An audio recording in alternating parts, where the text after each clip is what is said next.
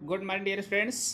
इस क्लास के तहत सिविक्स के विद्यार्थी ध्यान दें कि आप लोगों को हम अधिकार की बात कर रहे थे।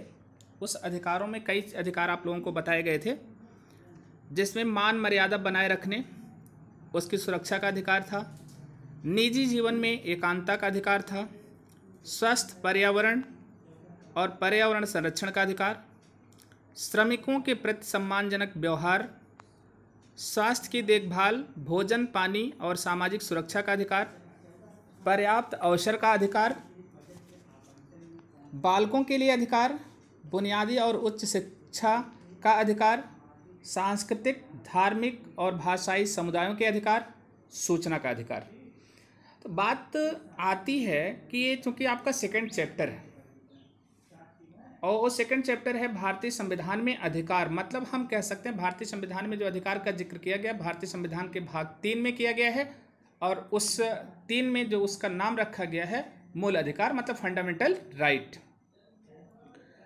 देखिए, अब इतना सारा अधिकार हमने आपको बताया, लेकिन परीक्षा में हम पूछते हैं कि किन्हीं 2 अधिकारों का उल्लेख कीजिए, उनका नाम लिखिए। तो पता चला आप लोगों को आता ही नहीं कि कौन सा अधिकार हम लिखें। तो अधिकारों का इतना सारा लिस्ट आप लोगों को बता रहे हैं, तो आप लोग उनके नाम जरूर याद करके रखें, ठीक। अब देखिए, अधिकारों का घोषणा पत्र है। इसमें क्या पढ़ना है आप लोगों को? विश्व के लगभग सभी देशों में अधिकारों के घोषणा पत्र के रूप में देश में नागरिकों को अधिकार उपलब्ध कराए गए हैं। लोकतंत्र में यह व्यवस्था होनी चाहिए कि सरकार नागरिकों के अधिकारों की सुरक्षा की पूरी गारंटी दे। इसलिए अधिकांश लोकतांत्रिक देशों ने नागरिकों के अधिकारों को संविधान में सूचीबद्ध कर लिया है। सूचीबद्ध के रूप में इन संरक्षित अधिकारों की सूची को ही अधिकारों का घोषणा पत्र कहा जाता है। मतलब कि जो मूल अधिकारों की सूची है, जिसे कि कॉन्स्टिट्यूशन में रखा गया है, उसे ही अधिकारों का घोषणा पत्र कहा जाता है। सरकार को यह जिम्मेदारी सौंपी जाती है कि वह नागरिकों के इन अधिकारों की सुरक्षा की पूर्ण गारंटी प्रदान करे, ठीक। अब देखिए, मौलिक अधिकार अब यहां पर आता है फंडामेंटल राइट। मूल रूप से मौलिक का मतलब होता है मूल, मतलब जिसके बिना व्यक्ति का पूर्ण विकास नहीं हो सकता, उसे हम फंडामेंटल राइट कहते हैं। अब बात यहां पर आती है, ठीक। देखिए, मौलिक अधिकार उन अधिकारों को कहा जाता है, कहीं परिभाषा प्लस से पूछ लिया गया कि मौलिक अधिकार हैं क्या, तो आप क्या लिखेंगे? मौलिक अधिकार उन अधिकारों को कहा जाता है जो व्यक्ति के जीवन के लिए मौलिक होने के कारण संविधान द्वारा नागरिकों को प्रदान किए जाते हैं, जिनमें राज्य द्वारा हस्तक्षेप नहीं किया जा सकता। ये ऐसे अधिकार हैं जो व्यक्ति के व्यक्तित्व के पूर्ण विकास के लिए आवश्यक हैं, जिनके बिना, ठीक है, मनुष्य का पूर्ण विकास नहीं हो सकता। मतलब मनुष्य अपना पूर्ण विकास नहीं कर सकता। ये अधिकार निम्न कारणों से मौलिक हैं। मौलिक का मतलब मूल। इन अधिकारों को मौलिक इसलिए कहा जाता है क्योंकि इन्हें देश के संविधान में स्थान दिया गया है तथा संविधान में संशोधन की प्रक्रिया के अतिरिक्त इनमें किसी प्रकार का संशोधन नहीं किया जा सकता। अर्थात यहां पर कह सकते हैं कि मूल अधिकार में संशोधन किया जा सकता है, लेकिन किसके द्वारा? कानूनी प्रक्रिया के द्वारा।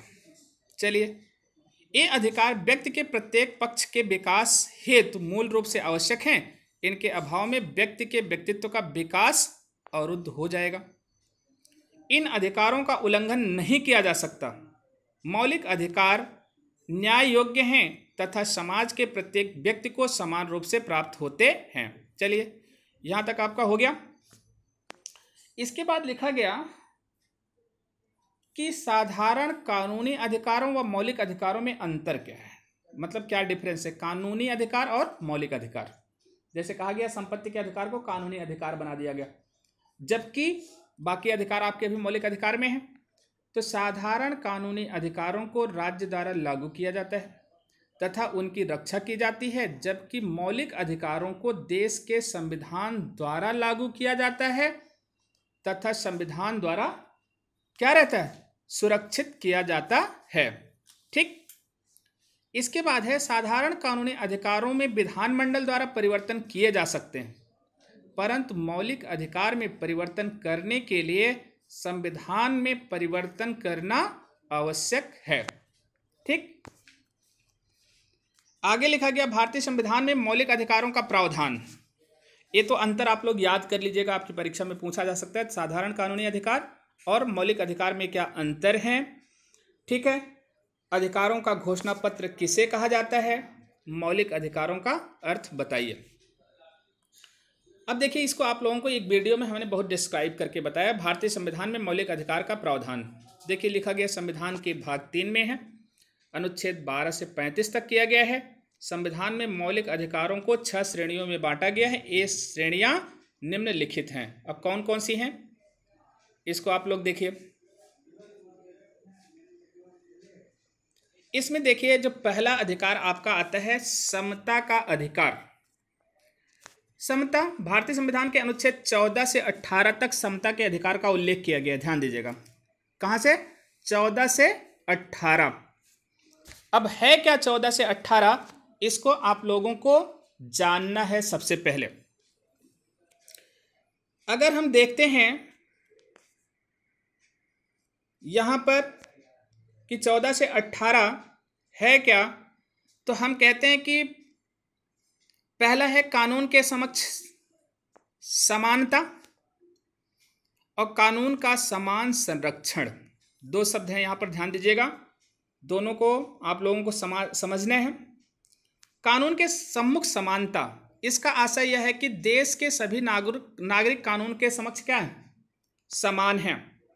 देखिए ये जो शब्दावली ली गई है ना, कानून के सम्मुख समानता, ये ब्रिटेन के संविधान से ली गई, ध्यान दीजिएगा। और किसी भी व्यक्ति को कोई विशेष अधिकार प्राप्त नहीं होता, फिर भी मुकदमों का निपटारा शीघ्रता से करने के लिए विशेष अदालतों की स्थापना की गई है।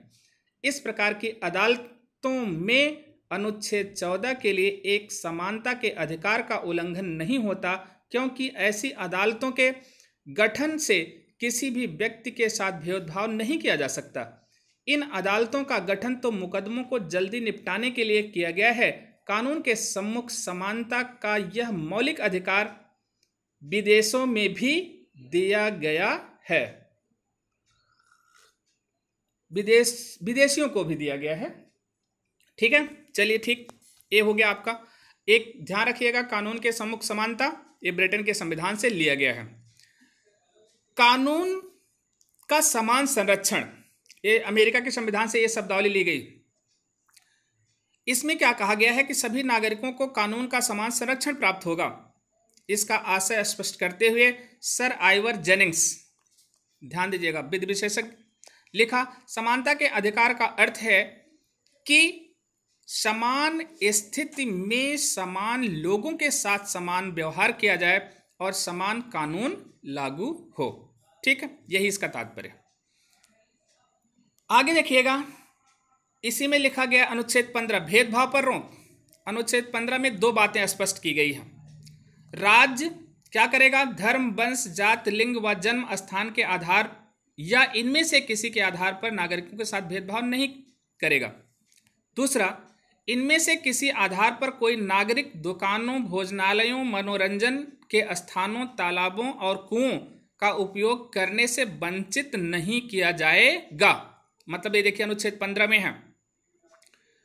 इसका अपवाद क्या है, इसमें देखिए आरक्षण इसका अपवाद है। जो आरक्षण का प्रावधान किया गया है वो अनुच्छेद किसका, 15 का अपवाद है। लेकिन बात यह है कि इसमें जो आरक्षण का प्रावधान किया गया था उसका मुख्य उद्देश्य था समाज की मुख्य धारा से पिछड़े हुए लोगों को समाज की मुख्य धारा में शामिल करना। इसीलिए आरक्षण एक निश्चित समय तक ही दिया गया था। आगे लिखा गया सरकारी नियुक्तियों में भी सरकारी सभी को अवसर की समानता। तो अनुच्छेद 16 है अवसर की समानता से है कि सरकारी नौकरियों में सबको, मतलब किसी के साथ कोई भेदभाव नहीं किया जाएगा, यद्यपि इसमें भी आरक्षण का प्रावधान है। अनुच्छेद 17 अस्पृश्यता का अंत है, यह भी आपका समता के अधिकार में है। ठीक है, अस्पृश्यता का मतलब छुआछूत। देखिए 1976 में इस कानून को संशोधित करके उसे कठोर बना दिया गया। इस कानून का नाम अब नागरिक अधिकार सुरक्षा अधिनियम 1976 कर दिया गया है। किसका, मतलब जो अनुच्छेद 17 में इसको दिया गया, इस कानून का नाम, इस कानून द्वारा छुआछूत का सहारा लेने वाले व्यक्ति को संसद और राज्यों की विधानसभाओं की सदस्यता के अयोग्य ठहराया जा सकेगा। इसके बाद अनुच्छेद 18 है उपाधियों का अंत। इसमें क्या है, अनुच्छेद 18 में समानता के अधिकार में यह व्यवस्था कर दी गई है कि सेना या शिक्षा संबंधी उपाधियों के अतिरिक्त राज्य द्वारा कोई उपाधि नहीं दी जाएगी। भारत का कोई भी नागरिक राष्ट्रपति की आज्ञा के बिना पदवी, उपाधि या भेंट स्वीकार नहीं करेगा। ठीक है। अब इसका अपवाद है जो भारत सरकार के द्वारा जैसे पद्म विभूषण, भारत रत्न अलंकरण दिए जाते हैं, इसको इसमें शामिल नहीं किया गया है। ये आपका अनुच्छेद 18 है। इसके बाद आपका नेक्स्ट अधिकार आता है स्वतंत्रता का अधिकार। इसको हम लोग नेक्स्ट क्लास में पढ़ेंगे। Okay, thank you for this class.